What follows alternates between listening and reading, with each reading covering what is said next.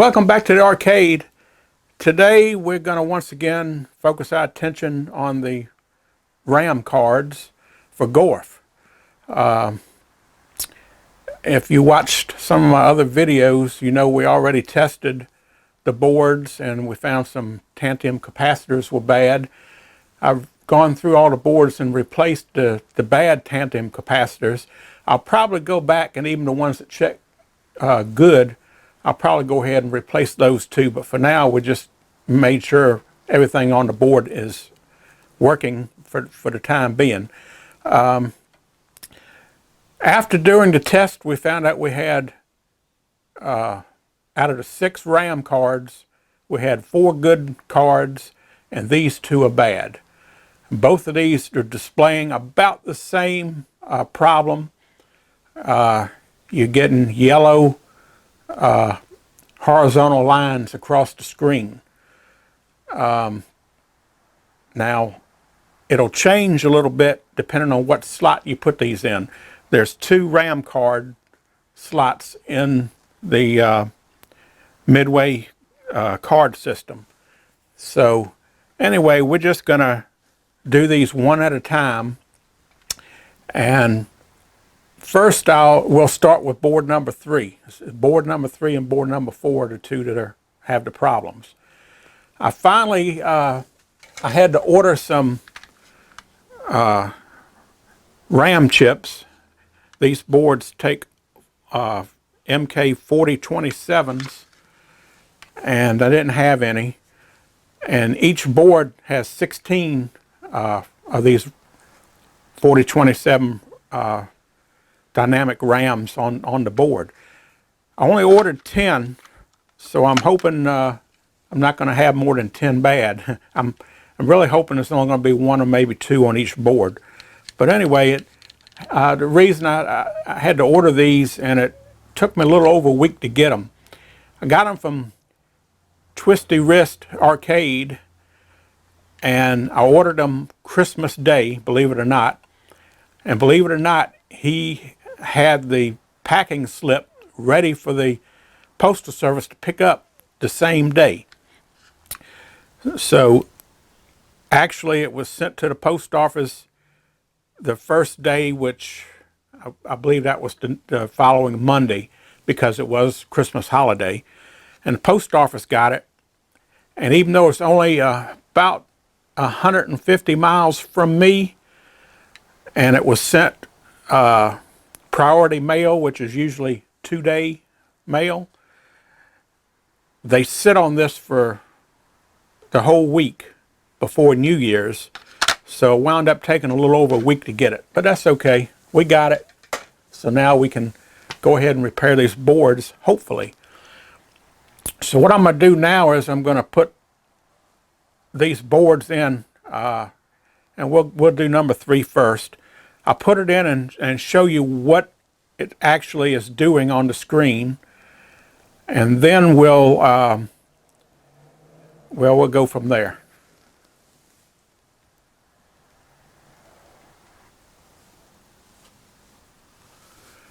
Okay, first thing I'm going to do is I'm going to turn the game on to make sure it's still working, because you want to always know beforehand when you make a change that the game was working before you made the change.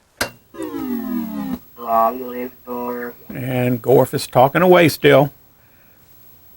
And I'm just going to look at the monitor and the mirror I have set up. And yeah, the game is up and running, so good. Now I'll go ahead and I'm going to pull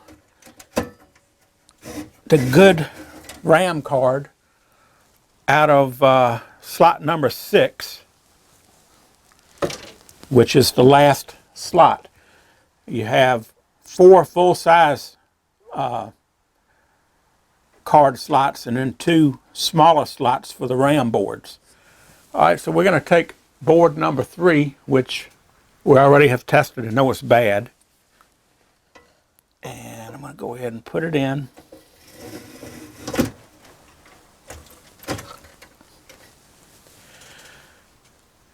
And I'll turn it on.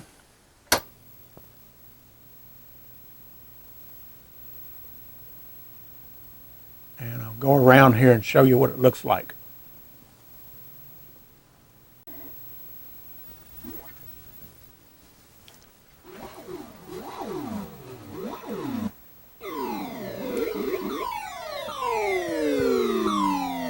Okay, well, this is what the game looks like with that bad RAM card. As you can see, it's got horizontal lines on it. I thought it had vertical lines, but okay, now they're more vertical. So it has lines. It depends on what part of the game is being displayed. It changes with each little difference, I guess, because I guess it's accessing different parts of the RAM.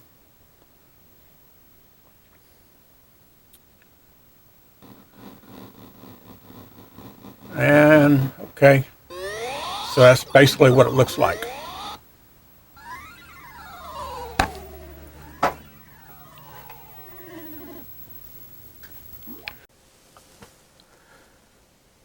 Okay, now I'm going to take the RAM board out of here.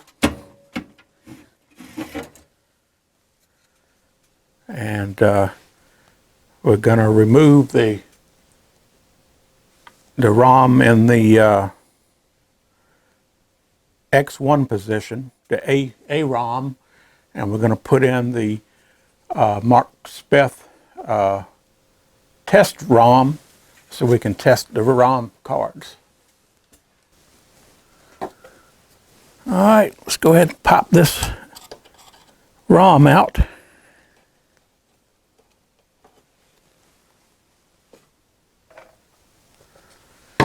And put the test ROM in.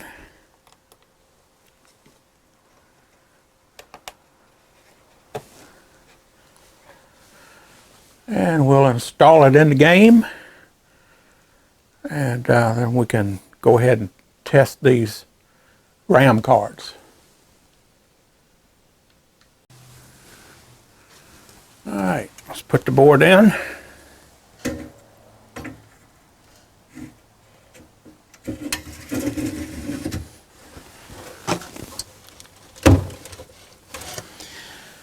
All right, let's turn it on and see what happens.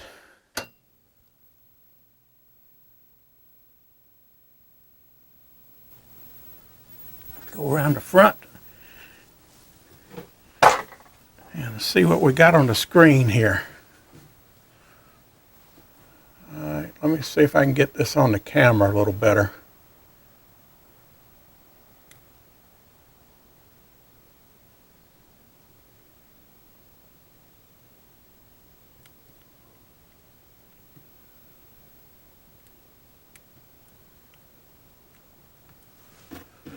It says press fire for SRAM test.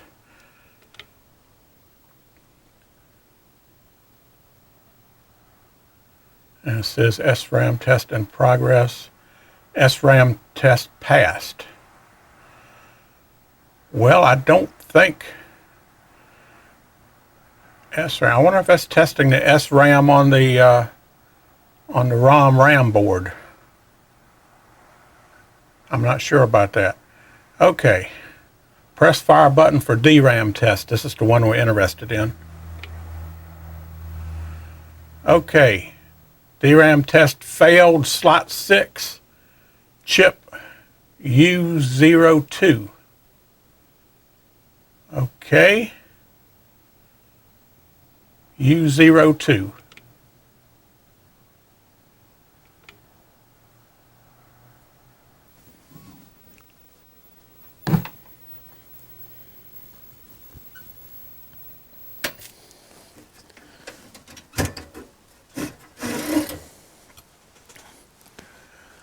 Okay, well, here's the board,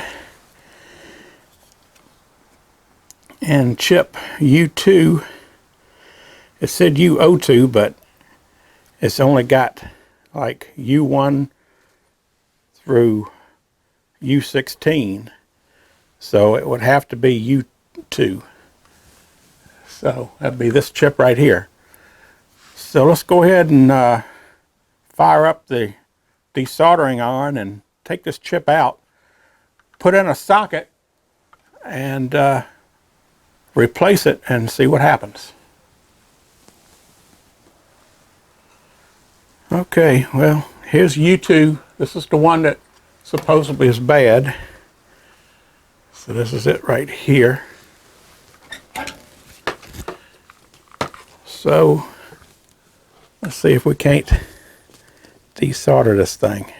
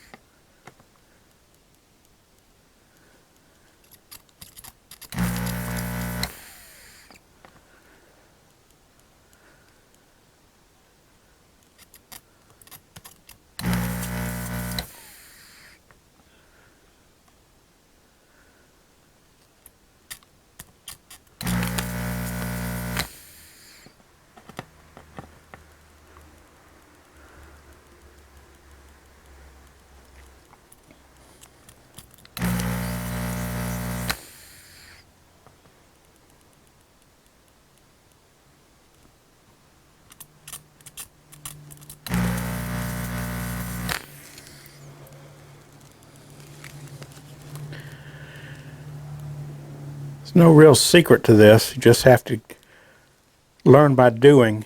You have to get the temperature adjusted right. Anytime you have a pin that you're desoldering that's on a ground plane, it's going to be a little thicker, so you're going to need a little more heat. But if you put too much heat on a regular pin, you can lift that trace real easy. Some boards are worse than others. What I learned how to do is try to put it on the pin itself as sticking through, instead of pushing all the way down on the pad. And once it heats up the pin, it'll start heating up around the pin. Then you can push it down against the pad, which will transfer even more heat. And then you wiggle it around while you suck, and hopefully it'll suck it all out. So that's just what I usually do. Sometimes it works, sometimes it don't.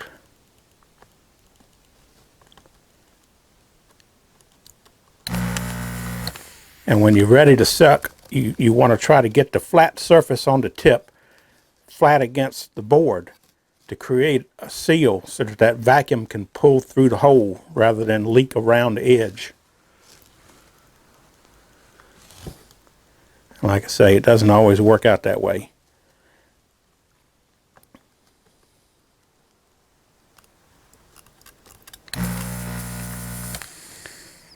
And it can also help by putting fresh solder on it.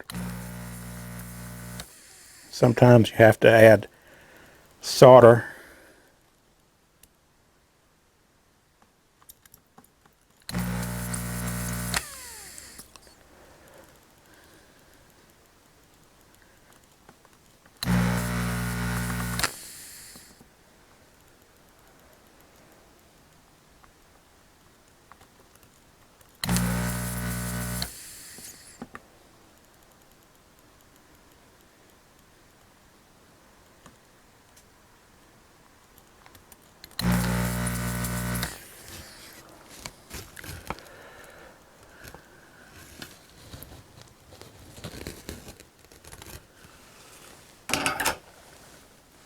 Okay, what did I do with my little screwdriver?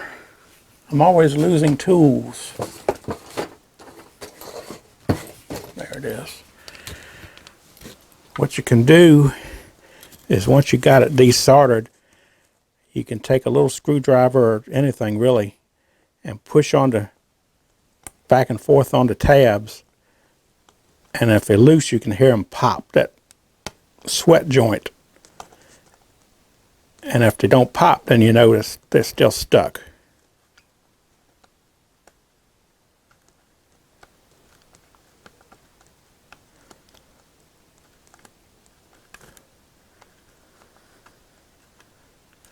Unfortunately, I believe a lot of these are still stuck. Yeah, I can see that one, and that one has still got solder on the top. Alright, these two right here. Yeah. Alright, let me try adding a little solder.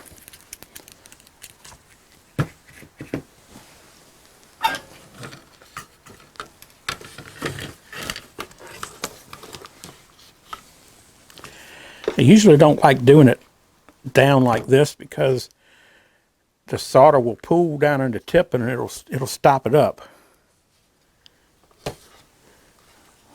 But I'm going to give it a whirl here and see what happens.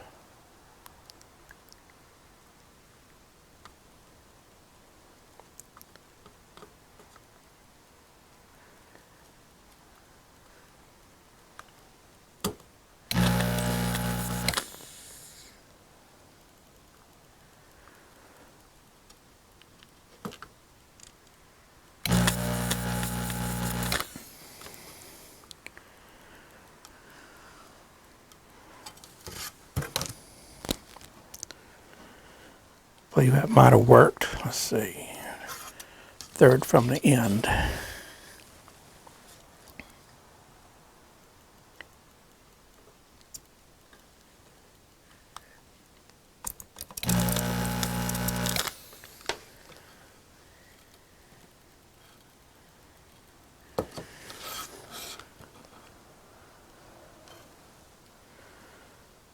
Two, three.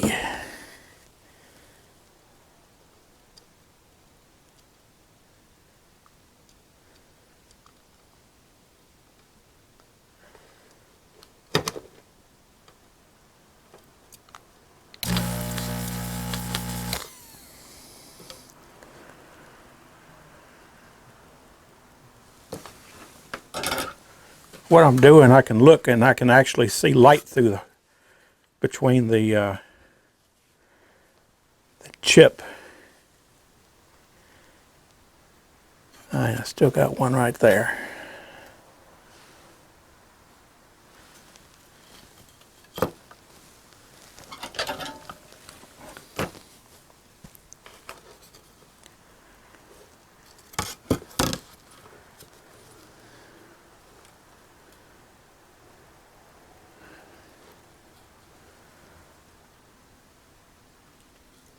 Third from the end.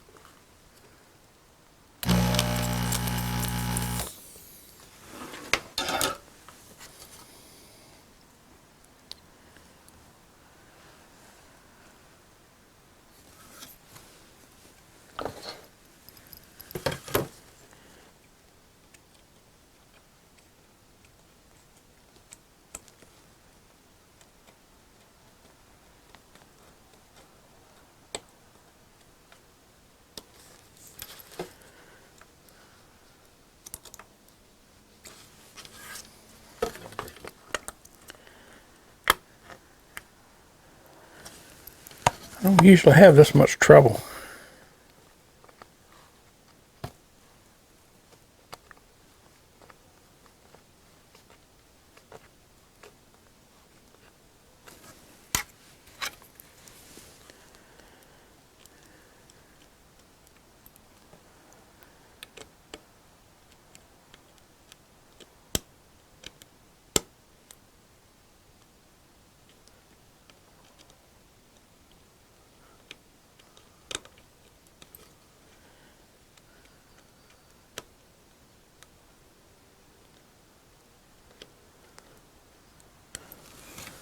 All right, I'm gonna work on this. This is getting aggravating now. Okay, well, I hate to do this, but when they get aggravating like this, best thing to do is just cut the chip out.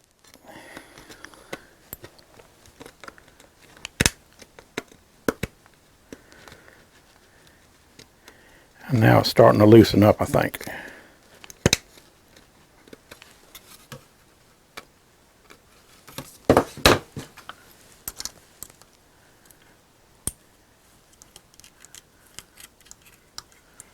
Yeah.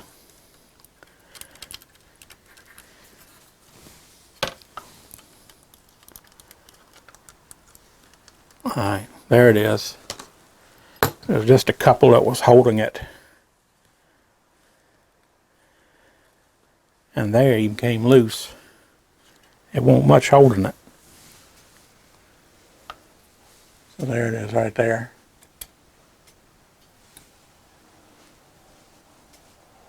You can actually see behind it where all the holes are open. And they all look good. No traces, pads damaged. So we're going to go ahead and put a socket in there. Now, one thing I will add, before I even tested this board, I took my magnifying visor and looked over the whole bottom side of this board, and I checked every one of the solder pads, solder joints for cold solder joints. I checked all the traces that are running on the board to make sure it was no traces broken. You know, sometimes you can have these boards be sitting on top of other boards and the pins will scratch the traces and cut the traces. Well, both of these boards, I've looked them over real good, and I couldn't find anything wrong with them. All right, so now we get our 16-pin dual wipe socket. And even the socket's got a little notch on it, so you know which way the chip goes.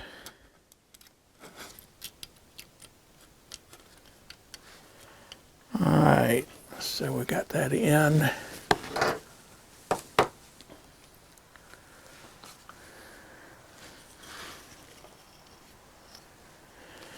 And I like to lay it on something to hold it up.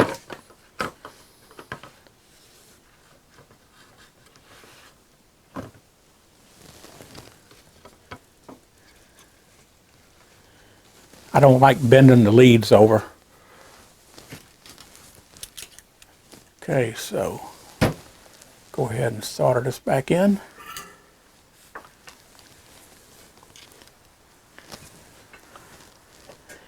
First, I'm going to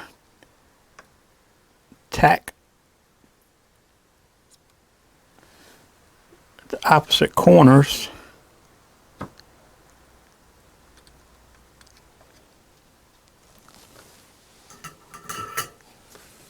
and then check it to make sure it's in flat.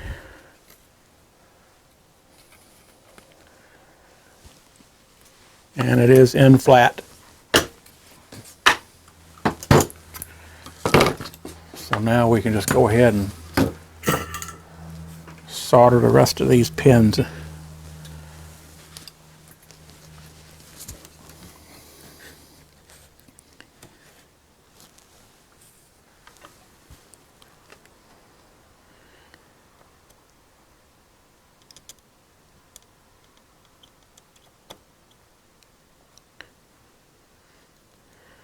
I'm going to alternate from one side to the other to give it time to cool down.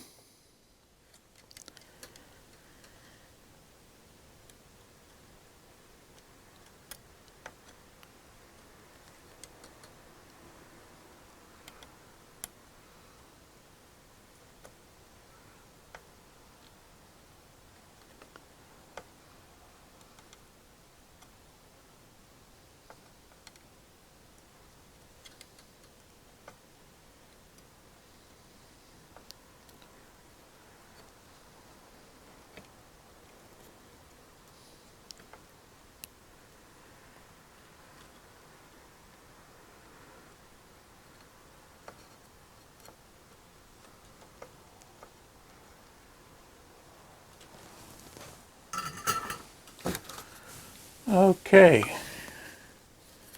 let me look that over real good.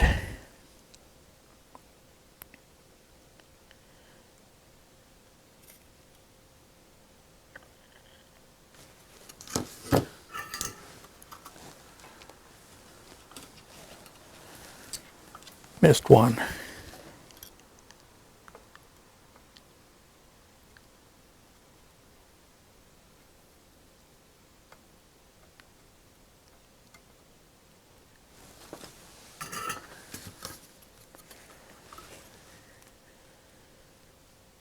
That's better. Okay, chip is installed. Now let me get one of these new RAM chips out and we'll put it in and test it out. Okay, we got our new chip here, and it is an MK4027.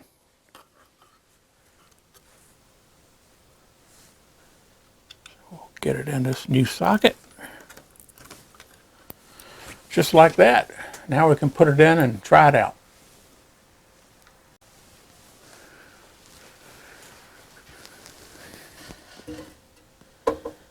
And let's stick it in. And turn it on.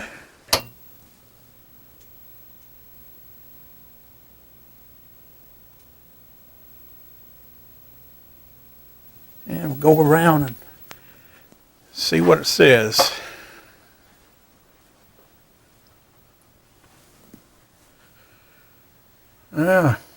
Still looks like we got lines. I press fire button for SRAM test.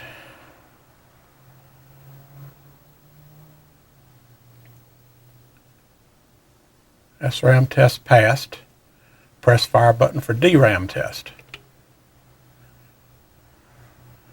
DRAM test failed. Slot 6, U07. Okay. U7.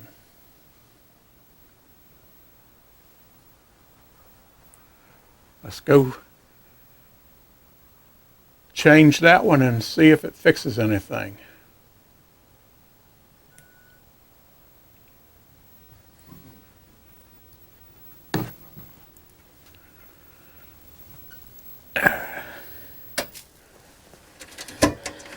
At least we got a different result that time, so maybe it's got more than one bad. Anyway, U7 is right here. I'm wondering, we got, let's see, 1, 2, 3, 4 banks of 4. It looks like these 4 are all tied in together. These are tied in together, these tied in together, and these. So it's got 4 chips here. I'm assuming that these chips are accessing, this chip accesses these 4, that one, this 4, this one, this 4. It's just a guess on my part, just by looking at the architecture here, because the lines run from this chip over to this row, this one to this row, and so on. So I'm thinking that if we had another one bad in this top row, it might not be the chip bad. Maybe it could be the chip that's accessing them could be bad. But since this is in a different row, maybe we just got another bad RAM there. So I'm going to go ahead and pull U7, put a socket in, and maybe this time it'll go a little quicker. Okay, got a new chip in U7. So let's put it in and fire it up and see what we get this time.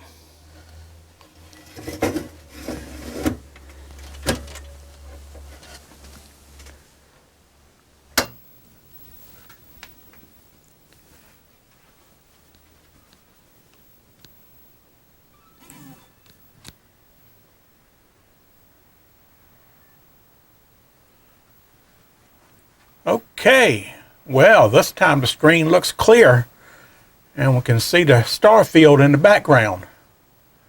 So it's looking good. Maybe that was the last one. All right, let's press the button, press fire for SRAM test.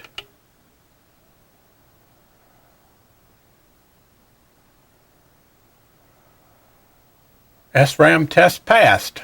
Okay, Now we press the fire button for DRAM test, which is what we just replaced, the DRAM.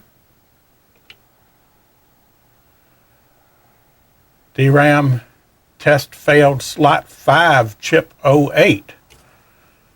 That's one of my supposedly good boards. Well, let me run the test again and see what happens. It says DRAM test failed. Press fire for DRAM test. Okay, SRAM passed.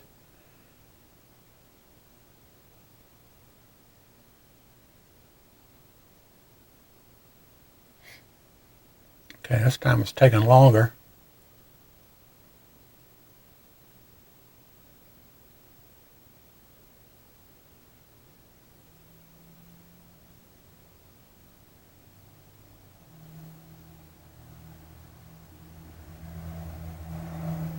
DRAM test passed.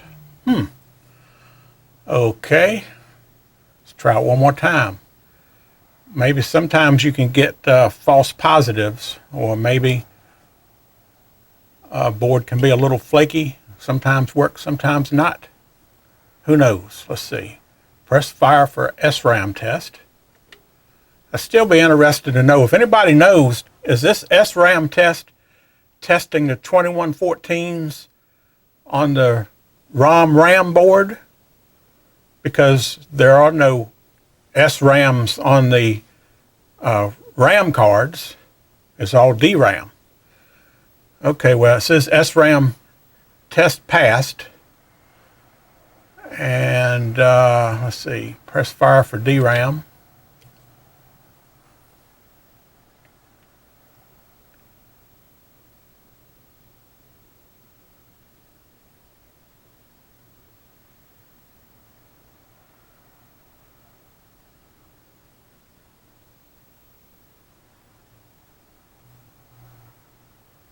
And it's definitely, I guess, it's going through both RAM cards. And that's why it takes a little longer to go through the test. And DRAM test passed. So it appears that we've fixed this card. So let me go ahead and pull this one out. Cut the game off. So this one had 2 bad RAMs on it. Okay, now just let me put this over here. Let's go to board number 4. Now this one had a problem too, and basically it looked just like the other one, so I'm not going to worry about switching it back to the regular ROM and showing you what this one looked like, because it looked virtually the same. So let's just go ahead and put it in here and see what it says.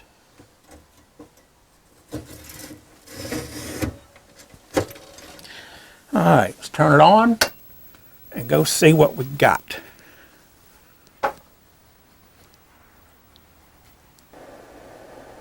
All right, well, I decided to end this video right here. I'm going to try to keep the videos as short as possible, but this video is already starting to get a little bit long, not too bad, but the next one's going to be a little bit longer because board number 2 is a little more involved than board number 1. Board number 1, we just replaced the 2 DRAMs and everything was fine. Board number 2 is going to be a little bit different. And right now that's on hold because I'm waiting for parts.